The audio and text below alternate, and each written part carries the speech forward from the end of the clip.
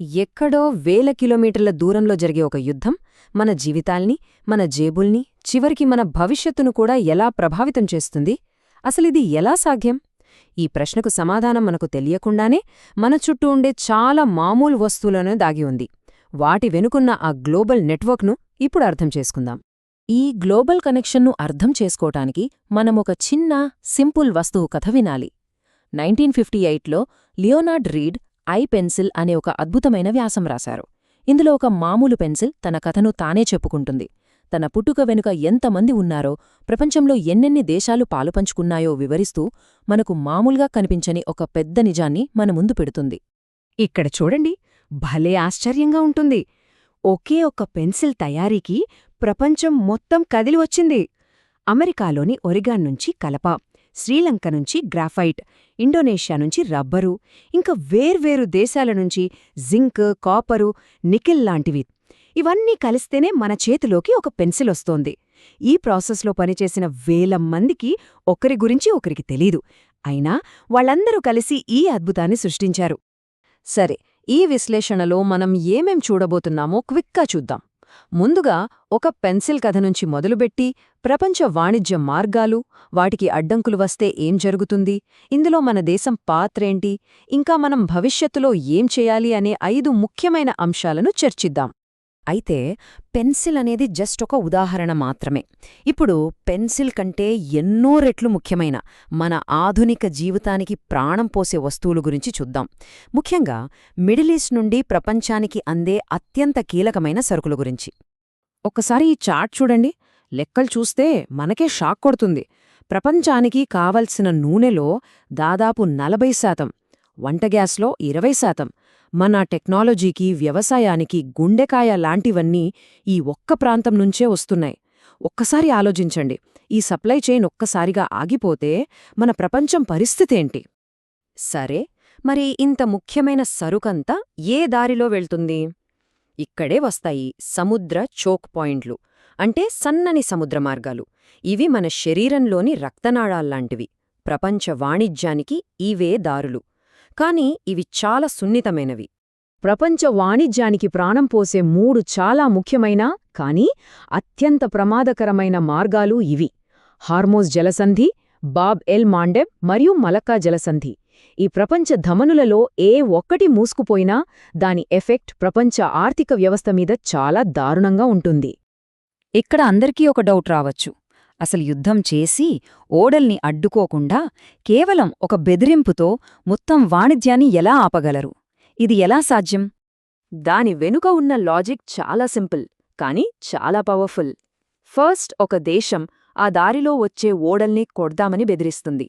వెంటనే ఇన్సూరెన్స్ కంపెనీలు భయపడి ఆ ఓడలకు ఇన్సూరెన్స్ ఇవ్వడం ఆపేస్తాయి. ఇన్సూరెన్స్ లేకుండా ఏ ఓనర్ కూడా కోట్ల విలువైన సరుకును రిస్క్ చేసి పంపడు కదా.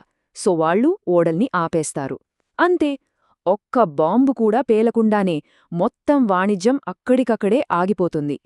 సరే, ఒకవేళ ఈ సప్లై చైన్స్ తెగిపోతే ఏమవుతుంది? మనం ఎంత మూల్యం చెల్లించాల్సి వస్తుంది? దాని పర్యవసానాలు ఎలా ఉంటాయో ఇప్పుడు చూద్దాం. ఇక్కడ చెప్పిన ఈ మాట వింటే మనకు పరిస్థితి ఎంత సీరియస్గా ఉందో అర్థమవుతుంది.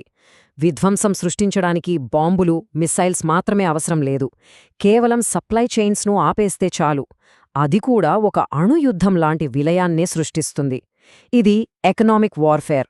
చాలా సైలెంట్గా ఉంటుంది, కాని అంతే ప్రమాదకరంగా ఉంటుంది. దీని ప్రభావం ఒక డామినో ఎఫెక్ట్లా ఉంటుంది.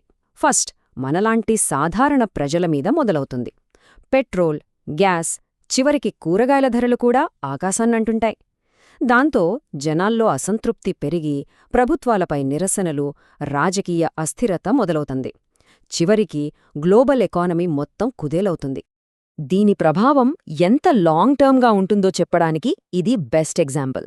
ఖతార్పై జరిగిన ఒకే ఒక్క అటాక్, దాని ఫలితంగా రాబోయే 5 ఏళ్లపాటు ప్రపంచం తన గ్యాస్ సరఫరాలో 6వ వంతు కోల్పోయింది. ఆలోచించండి, ఈ నష్టాన్ని పూడ్చడానికి ఎన్ని దశాబ్దాలు పడుతుందో. ఇదంతా ఆర్థిక విషయాలే కాదు, దీనిలో ఒక మానవ కోణం కూడా ఉంది. అది చాలా పెద్దది. గల్ఫ్ దేశాల్లో దాదాపు 1 కోటి మంది భారతీయులు నివసిస్తూ పనిచేస్తున్నారు. ఆ ప్రాంతంలో యుద్ధం వస్తే వాళ్లందరి భద్రత ఏంటి? ఇది మనందర్నీ ఆందోళనకు గురిచేసే విషయం. మరి వాళ్ళందర్నీ వెనక్కి తీసుకురాగలమా అంటే అది అసాధ్యం. అక్షరాలా అసాధ్యం. దాదాపు 1,000,000 మందిని తీసుకురావాలంటే సుమారు 40,000 ఫ్లైట్స్ కావాలి. ఇది అస్సలు జరిగే పని కాదు. అందుకే యుద్ధాన్ని ఆపడం ఒక్కటే అందరి ముందున్న పరిష్కారం. సరే, మరి ఇంత పెద్ద సంక్షోభంలో మన దేశం అంటే భారతదేశం పాత్ర ఏంటి? మన ముందున్న సవాళ్లేంటి? మనం ఏం చెయ్యగలం? దాని గురించి ఇప్పుడు చూద్దాం. నిజం చెప్పాలంటే భారతదేశం పరిస్థితి కత్తిమీద సాములాంటిదే. ఎందుకంటే ఒకవైపు చూస్తే మనకు కావాల్సిన పెట్రోల్, గ్యాస్లో చాలా భాగం గల్ఫ్ నుంచే వస్తుంది. మరోవైపు ఈ గొడవలో ఉన్న అన్ని దేశాలతో అంటే అమెరికా, ఇజ్రాయెల్, ఇరాన్తో మనకు మంచి సంబంధాలున్నాయి. ఇదే మనకున్న ప్లస్ పాయింట్. ఈ సంబంధాల్ని వాడుకొని మనం శాంతి కోసం ప్రయత్నించొచ్చు. కానీ ఈ బాధ్యతను మనం ఒంటరిగా మోయలేం. చైనా, జపాన్, యూరోప్ దేశాలు కూడా మనతో చేతులు కలపాల్సిందే. సరే, సమస్యల గురించి చాలా మాట్లాడుకున్నాం. ఇప్పుడు ఈ సంక్షోభం నుంచి బయటపడటానికి, భవిష్యత్తులో ఇలాంటివి జరగకుండా ఉండటానికి ఉన్న మార్గాల గురించి ఆలోచిద్దాం. ఇక్కడ మనం 2 రకాల పరిష్కారాల గురించి ఆలోచించాలి. ఒకటి, తక్షణమే చేయాల్సినవి, అంటే అత్యవసరాల కోసం పెట్రోల్, డీజిల్ నిల్వ చేసుకోవడం, తెరవెనుక దౌత్యంతో గొడవలు తగ్గించడం. రెండోది, దీర్ఘకాలిక పరిష్కారాలు, అంటే మనం కేవలం ఒకే దారిమీద ఆధారపడకుండా కొత్త రూట్స్ వెతకాలి. ముఖ్యమైన సముద్ర మార్గాలకు అన్ని దేశాలు కలిసికట్టుగా రక్షణ కల్పించాలి. అన్నింటికంటే ముఖ్యంగా పెట్రోల్, డీజిల్పై ఆధారపడటం తగ్గించి సోలార్, విండ్ ఎనర్జీ వైపు పరుగులు పెట్టాలి. దేశ ఆర్థిక భద్రత విషయంలో ఇది చేద్దామా, అది చేద్దామా అని ఆలోచించే సమయం మనకు లేదు. ఇప్పుడు షార్ట్ టర్మ్, లాంగ్ టర్మ్ అని తేడా చూడకుండా మన ముందున్న ప్రతి పరిష్కారాన్ని ఒకేసారి అమలు చేయాలి. ఇదొక ఎమర్జెన్సీ ట్రీట్మెంట్ లాంటిది. ఇప్పుడు ప్రయోగాలు చేసే సమయం కాదు, దేశాన్ని కాపాడుకోవాల్సిన సమయం. సో, ఫైనల్గా ఈ సంక్షోభం మనందర్నీ ఒక పెద్ద ప్రశ్న ముందు నిలబెడుతోంది. మనం గ్రీన్ ఎనర్జీ అంటే సోలార్, విండ్ పవర్ వైపు వెళ్లడమనేది ఇకపై కేవలం పర్యావరణాన్ని కాపాడటం కోసం చేసే పని మాత్రమేనా? లేక మన దేశ ఆర్థిక భద్రతకు, మన మనుగడకు కూడా ఇదే ఏకైక మార్గమా? బహుశా ఈ సంక్షోభమే మనల్ని ఆ దిశగా వేగంగా నడిపించే ఒక అవకాశం కావచ్చు.